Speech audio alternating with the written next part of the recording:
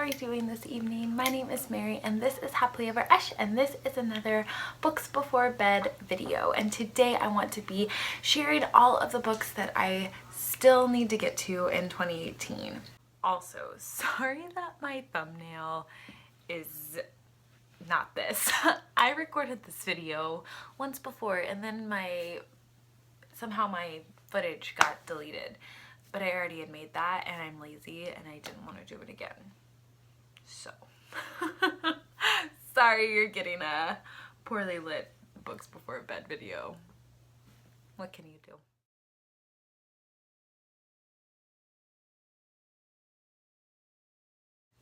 So this video is inspired by Katie over at Life Between Words. I'm sure you all know and love Katie like I do, but if not, I will put her video that I'm referencing up here in the cards above.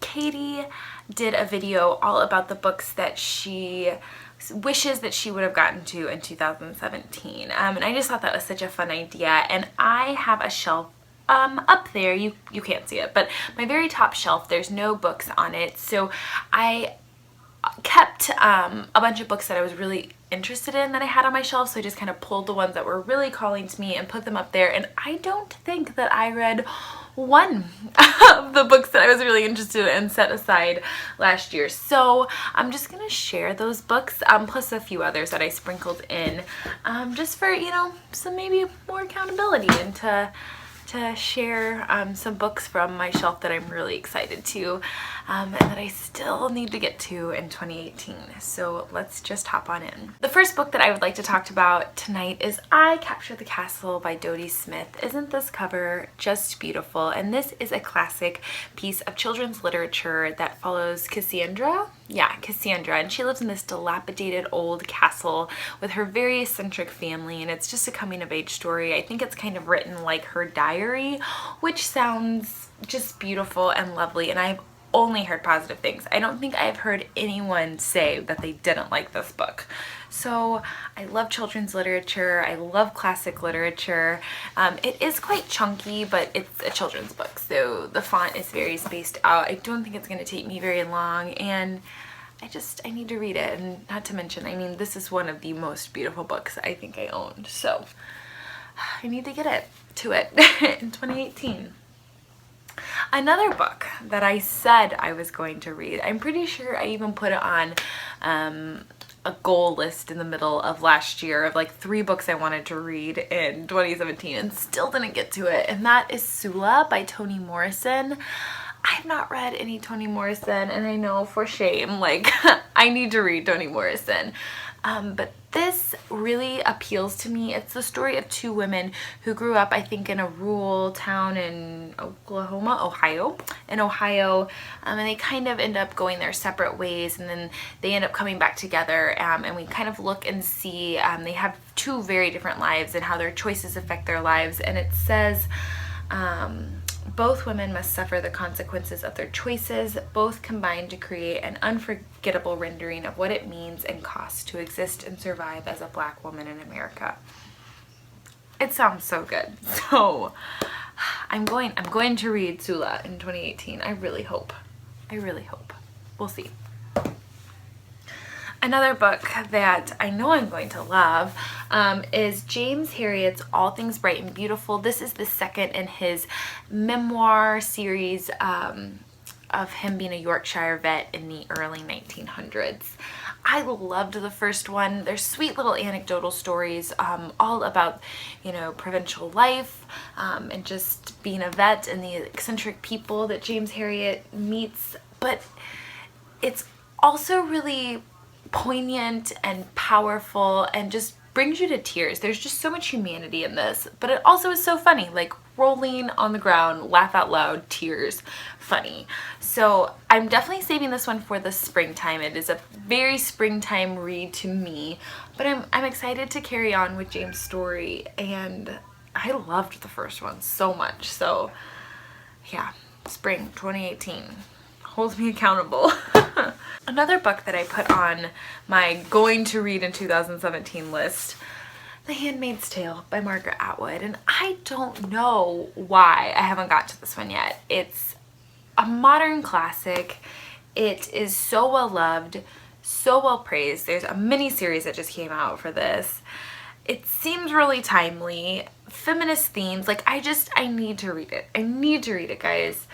And again, this is like a for shame that I haven't read this book and I haven't read any Margaret Atwood. So I don't know if like the hype's just too real for me, if like the hype train's just like so far gone that I'm just like intimidated, or like what the deal is. But I know I'm gonna love it. So does anyone want to buddy read this with me? I don't know. Maybe that will help push me. Let me know down in the comments. I need to read this.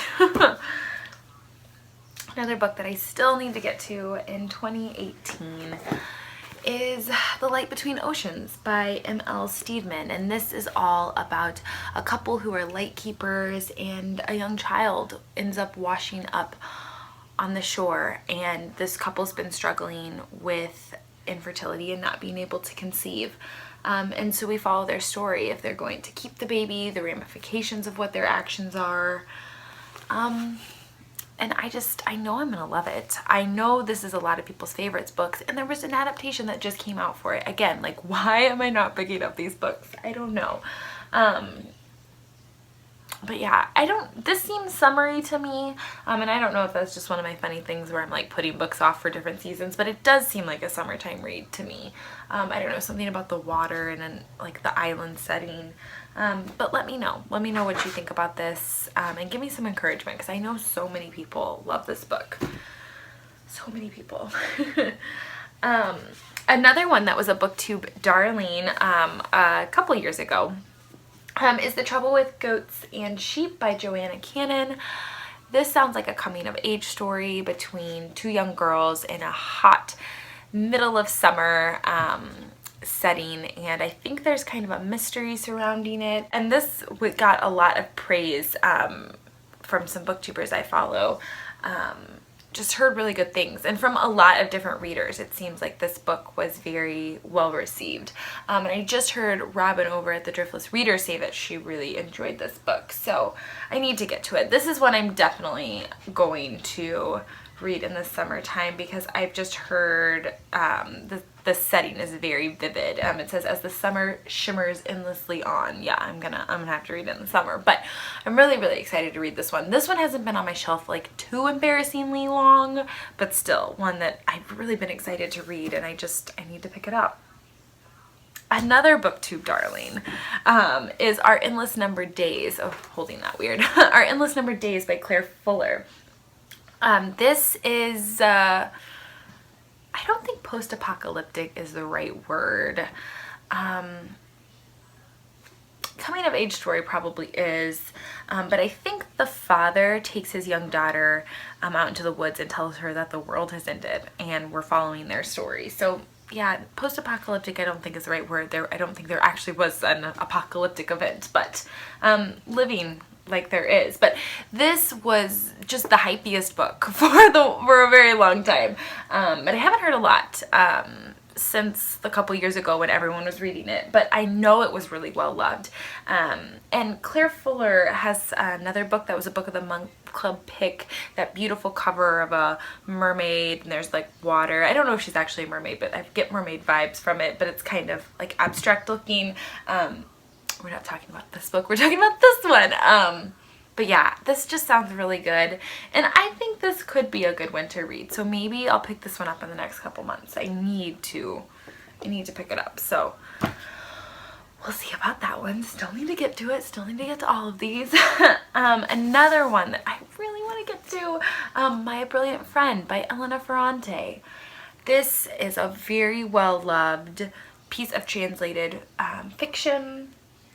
It is part of the Neapolitan novels, so I think there's 4. I really don't know too much about it, but I know it is just very well loved, and you get very deep in these characters' lives, and it just sounds quiet and beautiful. And I know people say they hate this cover, but it is the cover to this book, you know, it's just the iconic cover for this book, and I kind of love it for it. But I need to get to this one. This is another one I need encouragement. So if anyone wants to buddy read this one with me, let me know down below as well, because I really need some encouragement. I don't know if that's the series that's putting me off of it or what, but alas, I need to get to it. I need to get to it. Okay, 2 more, guys.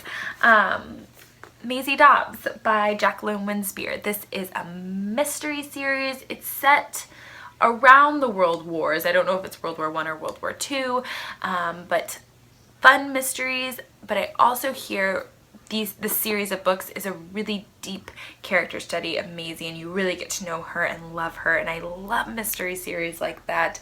I love the historical setting. I've heard the writing's really, really great. And yeah, I need to get to it. I need to get to it. Yeah, still need to get to it. And then last but certainly not least, I have A Spool of Blue Thread, and this is by Anne Tyler. I've never read any Anne Tyler, and I think that's another just horrible, horrible tragedy. But this was a Man Booker nominee a couple years ago. I think it was even made the short list. And I've heard really good things about this. It's a family novel. And I think it follows 3 different generations, but we start at the youngest and kind of work our way back, just like a spool of thread, like you're unwinding a spool of thread. And I just think that sounds genius. And just look at her. Isn't she precious? Like I want to read this book so bad. And I got this beautiful hardback edition at like a used library sale for $3 for $3 for this book. So I'm really, really excited about this one, and I think I'm going to love Anne Tyler. So I need to pick it up. That's it, guys. Those are all the books that I have the reader guilts that I still need to get to in 2018. So maybe I'll do a check-in video and see. A lot of these were also on my 5-star predictions video. So yeah, I'll check in. I'll let you know how it goes. But I have so many warm, fuzzy butterfly feelings about these books already, so I need to do it, right? And that's kind of part of the Unread Shelf project, just taking a look, seeing what you're excited about, and reading those books. So what are you excited about on your shelf? Do you have any books that you regret that you haven't read yet and that you still need to get to in 2018? I'd love to chat with you about it down in the comments below. I hope that you guys are doing well. I hope that you're reading some good books, and I will chat with y'all later. Bye.